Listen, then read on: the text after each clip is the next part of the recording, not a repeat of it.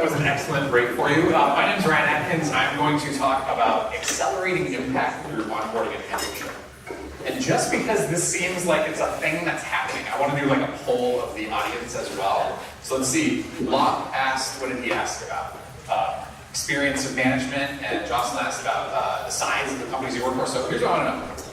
Raise your hand if you've been at your current company for less than 6 months. Okay. How about 2 years or less? Okay, we're good somewhere. Fewer than 4 years? Anyone more than 4 years? Oh, there's still so much left in the world. That's amazing. Okay, great. Perfect. Part of the reason why I asked that question is because I want you to think back to when you were onboarded initially to your company. And keep that in your mind, especially if you've been at your company for a couple of years. It was a while back.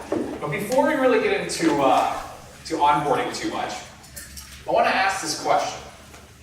When are the best times to shape engineering culture? Now you might be thinking, the title of your talk is onboarding mentorship, right? So you're probably going to say onboarding mentorship. Yeah, that's close, good guess. But I have two specific moments I think are really important and pivotal for you to think about, both as you're coaching people on your team and also growing yourself as an engineering manager.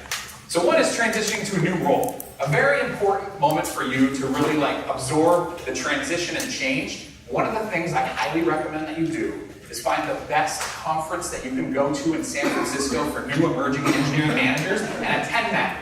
Great job, you've already done it. Okay. The second time that is really, really important is when you transition into a new company. First impressions make a huge difference. You're very impressionable when you start. Okay? And that's really what I'm going to focus on with this talk here.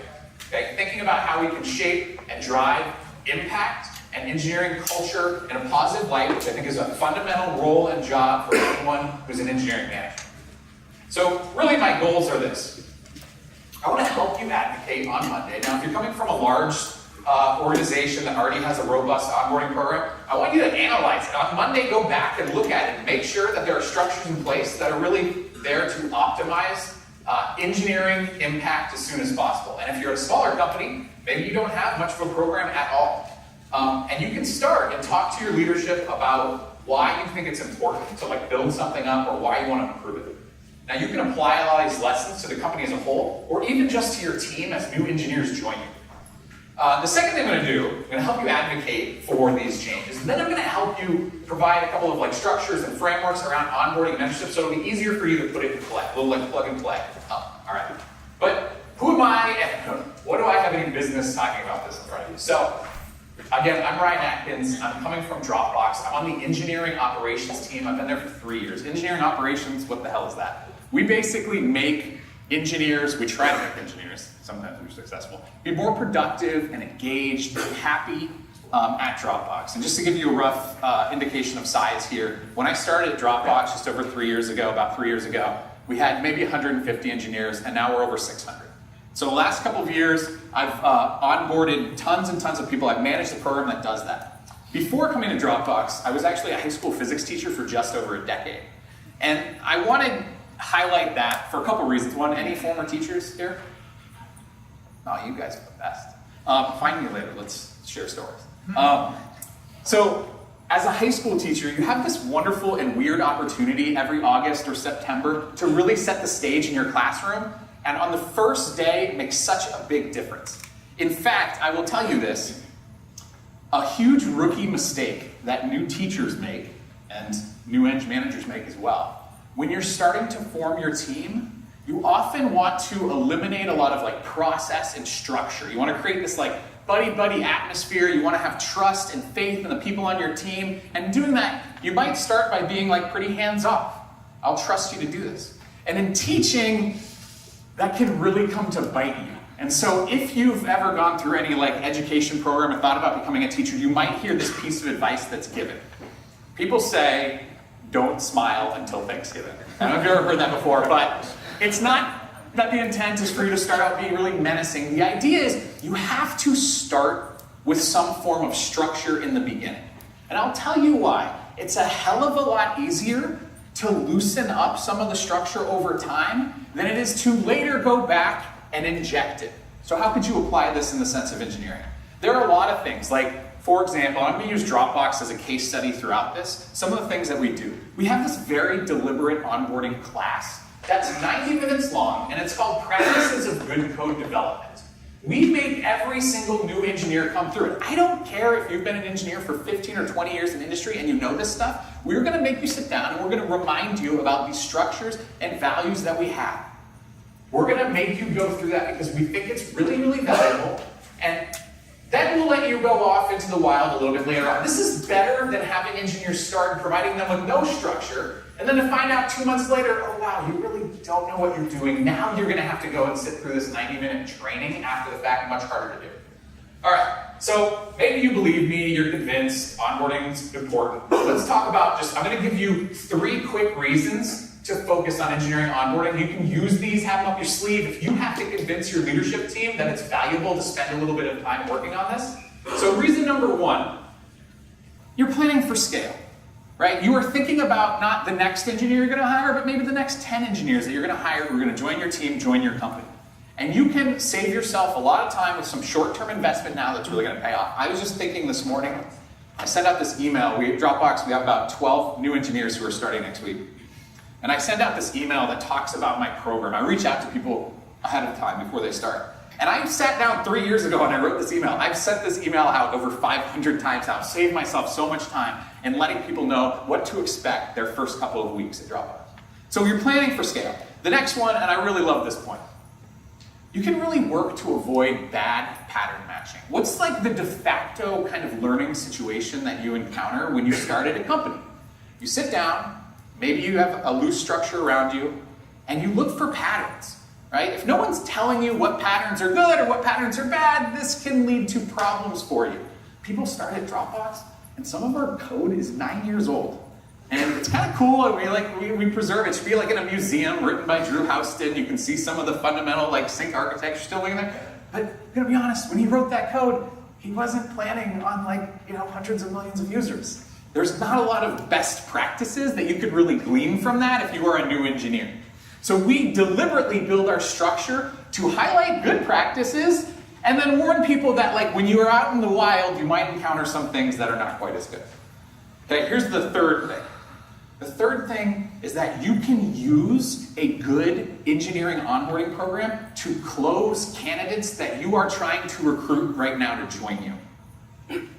This is really important. We just wrapped up at Dropbox our summer internship program. And I have to block out time at the end of the summer internship. I have I specifically have this week on my calendar. It's this is the week where you're gonna work really hard to try to close all these interns and convince them to come back to work at Dropbox full-time when they graduate. And I always go through this process. I'm let me tell you why you should come and work at Dropbox. There's a number of reasons, but one that I really love is that we have this dedicated, structured, sophisticated onboarding program that's going to match you with a mentor and provide you with instructions because we care about your growth. So we use that, and that's really important. I'll get into more of these details now. So those are the quick 3 things that you can have up your sleeve. You go into your engineering leadership's office on Monday, you say, hey, I want to spend a little bit of time in the next couple of weeks working on building out and making our engineering onboarding program more robust, and here's why I'm going to do it. So we plan for scale, avoid bad pattern matching, and close engineering candidates. Okay, maybe they'll be convinced by that, maybe not. What you might also, there's another equation that I dangle out there. If you think about how long does it take for a new engineer who joins your team to get up and running, I kind of say, what is the time until meaningful impact for this engineer? A lot of people will think about 3 months, 90 days. Well, our engineering program that we run, we try to cap it at 6 weeks. Are we always successful? Maybe not. But if you think about the fact that if you can put into place these structures that I'm going to get to in a second, you might be able to reduce the time of meaningful impact from 12 weeks down to 6 weeks. That's a nice savings. And when you think about scaling that up, 25 engineers, and you've just shaved 6 weeks off their onboarding time, you have 150 weeks of engineering time. That's 3 more engineers on your team. This is one way to do it, one way to think about it. All right, so maybe you're on board. Unintended? Maybe not. You can advocate for onboarding with some of these reasons. So how do we actually build and set up a structure? Well, first of all, I just want to take you back in time for a second. I'm gonna go back to my goals slide just to recap this. What Dropbox's onboarding program for engineers looked like, and maybe this will sound familiar to some of you, before I got there, we had maybe a little over 100 engineers. You'd show up on your first day. Hopefully your new engineering manager would know you were coming, which is not always the case. You'd show up and say, hi, I'm the new engineer here. And the manager would say, okay, cool. Someone will give you a computer. You can sit in that little beanbag chair over there. Hey, you can be, let's see, we'll have, Nancy will be your buddy, and she'll be your buddy. Nancy's like, what am I supposed to do as a buddy? Sit next to this person, review their code maybe, I don't know. It was like very little structure. It was very ad hoc. There was no sense of like, when have you completed being onboarded? That didn't exist. So I'm going to show you a couple of sort of frameworks that we have slowly over time put into place. And as Locke said at the very beginning, all of this might have to be tweaked for your specific situation. This is what we found works at Dropbox, but definitely might not work anywhere else. And here's also my disclaimer. You're gonna hear a lot of frameworks, like these structures, or how you think about ideas, bullet points, lists, you're getting all this. So this is my framework on frameworks, this like meta framework, and you can use this. And so you have, I'm hoping that we have the y-axis of like how profound something is, right? And then you have the x-axis, how relevant it is. I'm hoping that we hit that like mind-blown quadrant just like once. If we do that, that's fantastic. Maybe, I don't know, maybe some of this will hit that like interesting quadrant, and we'll try to avoid the irrelevant and obvious, but who knows. Okay, are you ready? Whew. Great. So here's my advice for structuring your program. First, think about the why, the how, and the what. There's a TED Talk on this. It's pretty fantastic. The person giving that TED Talk uses like a circle sort of formation and framework. I have like a pyramid thing going on. Why, how, what does this mean? Basically, like, why does your program or structure exist? That's kind of your mission statement. How are you going to focus and prioritize? So this is like, what's our strategy? And then the what is like, what structures do we actually put in place to do that? Okay, so that's a little abstract. So here's my actual like interpretation of using this framework for Dropbox's engineering onboarding program. We exist to empower new engineers to have impact on product, infrastructure, and culture as fast as possible. This statement isn't going to change over time. We're always going to feel this way. It's grounded in some of like Dropbox's engineering values, which are things like focus on impact. That's our first engineering value. How are we going to go about doing this? So now we're at the second layer in the pyramid. We're going to do this by focusing on 3 goals: technical, cultural, and social. Technical is like, what are the tools and systems and communication frameworks that exist to help you get your work done? That's what most people think about when they think about onboarding. Like, what do you need? Here's a computer, pull the repo, here's how you send your code out for review. That's it. But there's a lot more to the cultural component, which is things like, why is our work important? How do we plan? How is the work of this one team that's working on this one platform relevant to the engineering org as a whole? These are important parts. There's also the social element, and like, I'll be totally honest with you, we nail the technical one. That's what most people focus on. We're very good at that. The cultural one, we're getting better and better. We sort of suck at the social one. This has been hard when you scale up and you have like hundreds of engineers. We're not that great at it yet. We're still work in progress. The what, and this is it. This is like, I get 20 minutes on this talk, and this is it. This is the what. The what is, we have classes, and we have formal one-on-one mentorship. That's it. That's what you signed up for this talk for, just to hear classes and mentorship? I'm not trying to blow your minds here. Okay, I'm out of the quadrant of mind blown in this framework. But let me walk you through just a little bit quickly, kind of what our structure looks like. Day 1, there's all the general kind of like HR, people ops, onboarding that happens, the introduction, the paperwork, things like that. But we do pull all the new engineers aside. We have lunch with them. We have like this social bonding time. Each new class is its own cohort. We actually make them do a little technical work to help them set up for access later. And we actually get them to download this, like the primary Dropbox server repo on their first day. And we've worked really hard to squeeze this in, and I've probably burned a couple bridges in our people ops team where I'm like, oh, forget about signing all that paperwork. We need the engineers now. And there's a reason why we've optimized for this. I don't want my program to be the limiting factor in the rate at which people learn. So if a new engineer joins Dropbox, and you are super excited to be in our company, and you just want to like read all the code and start getting your hands dirty, I'm going to let you do that on the first day. I'm not going to be the one to stop you from doing that. So we're going to help you do that by getting you access. Week 1, we have a series of talks. The one thing that I'll highlight here is that not all of these talks are purely for the purpose of technical onboarding. Some are for the purpose of just cultural introduction to Dropbox. I want my engineers, when they go out into the world, when they tell people they work at Dropbox, I want them to have a good solid understanding of like Dropbox sync. And so we have this cultural class. It's 90 minutes, and it's like, let's walk through the architecture of the Dropbox sync engine.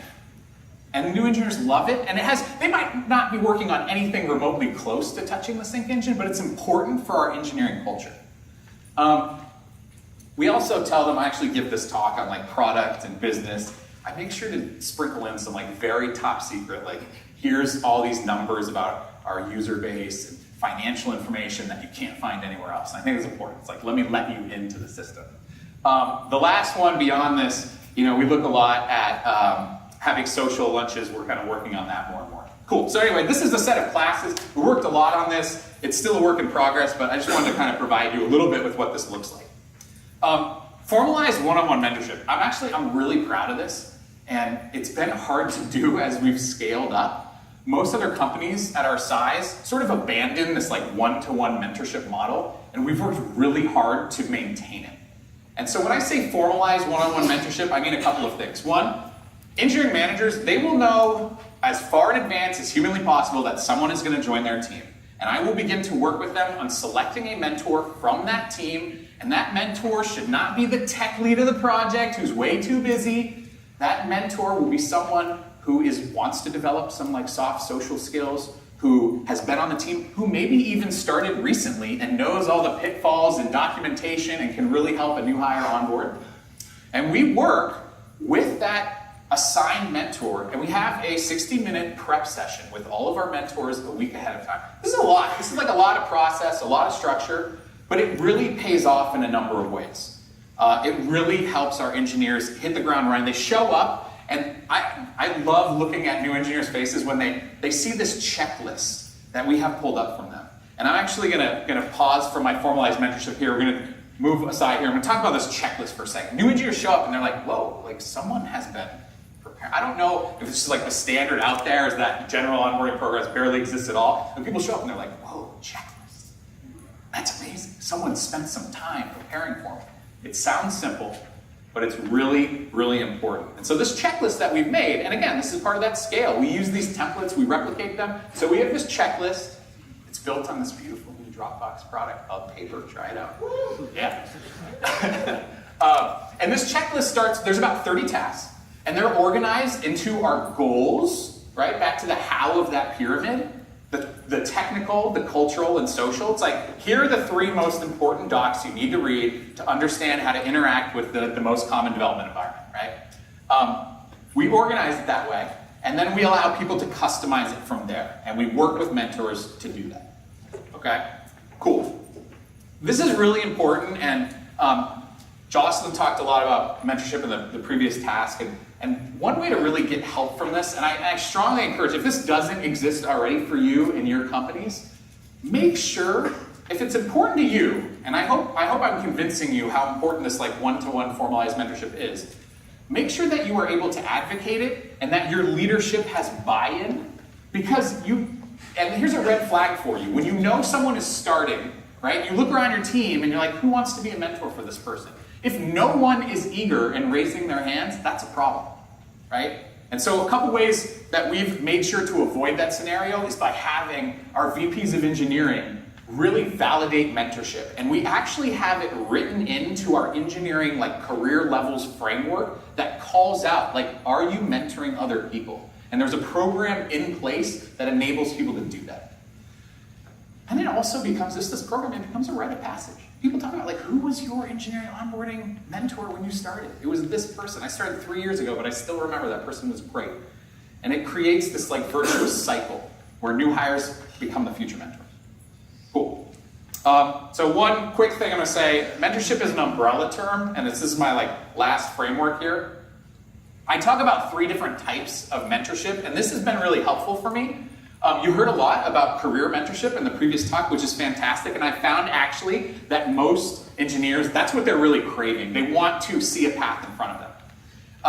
But when we talk about engineering onboarding, most of the mentorship that occurs there is actually the first two. It's the craft and the personal. The craft is like, how do we actually produce work? How do we get work done? How do we learn? What are things that I should learn? The personal part is like, I want to have a supporter, someone who I can form a social connection with, have recurring coffee with, right? So this framework has really helped me think about mentorship and how to scale it out and grow. Okay. Man, this has been a fast 20 minutes. So here's a couple last pro tips for you, things to think about. Maybe these are things that you can check off when you go back to your company on Monday and think about whether or not these are in place. Some of these sound pretty obvious, right? Measure something. I don't care what it is. Time to first commit. Time to first code review. For us, we care about things like how long it takes to set up a functioning development environment. And we've worked hard to get that down. Checklist completion, that's another thing we look at. Time bound the program. I don't care if it's totally arbitrary. If you say that our program is exactly 37 days long, that's fantastic. You should just have an endpoint. It really helps with the structure of the program itself. Collect feedback and iterate, that's easy and obvious. I love this last one. Thank people for joining you. It makes such a big difference in their first experience. I love, at the end of new hire's first day, I make sure I'm speaking in front of them and I say this. I say, look, if you can come and work with us, then you probably have a lot of other opportunities out there. So thank you for coming to join our company. Those are the goals of my talk. I should have just really leaned into it and said this. Thank you. If you could attend this conference, you could attend any conference. So thank you for attending this one.